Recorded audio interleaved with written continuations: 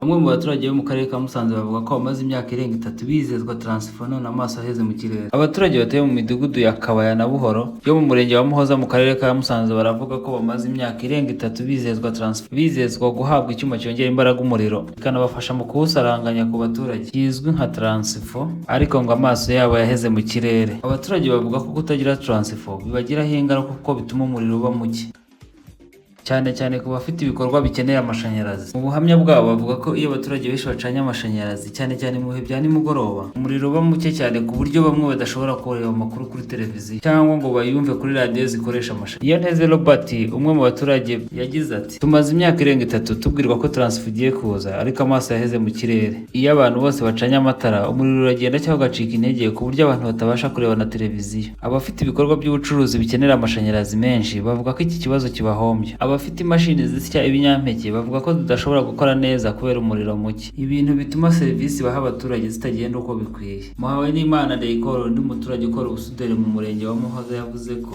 ibikorwa bye bikomeje kudindira kubera ikibazo cy'umuriro udafite ingufu zihagije. Yakomeje agira ati imashini zacu ntabwo zikora neza kubera umuriro muke. Ati hari igihe umuriro uba mukeya ku buryo gusudira bidakunda, abakiriya bakadutakariza icyizere. Abaturage bavuga ko abana babo bahura n'imbogamizi zo kwiga nijoro kuko amashanyarazi aba adafite imbaraga zihagije cyangwa akabura. Iyo umuriro ubuze ngo bamwe bagenda bagonga ibikuta kubera umwijima mwinshi. Umuyobozi wungirije w'akarere ka Musanze ushinzwe iterambere ry'ubukungu Uwamariya Kararisa yavuze ko hari umushinga munini w'ikigo cy'igihugu cy'ingufu REG ugamije gusimbuza insinga z'amashanyarazi zangiritse n'amapoto uzakemura icyo kibazo. Ati baherereye mu mirenge ya Shingiro, Musanze, Busogo, ahantu hose hari ayo mapoto hari gahunda yo kuhagera cyane ko ashaje, ndetse hari na gahunda yo gukwirakwiza umuriro mu ngo. Niyo transfo rero ntekereza ko nyuma yaho niyo midugudu yo muri Muhoza ivuga ko nta muriro uhagije uzabageraho. Umukozi wa REG ishami rya Musanze, Engineer Batangana Regis, yavuze ko abaturage batuye muri iyo midugudu nabo bari muri gahunda yo kuvugururirwa umuriro w'amashanyarazi ndetse no kugerwaho transfo nshya kugira ngo ikibazo cy'umuriro gikemuke. Ati uretse no kuvuga ko transfo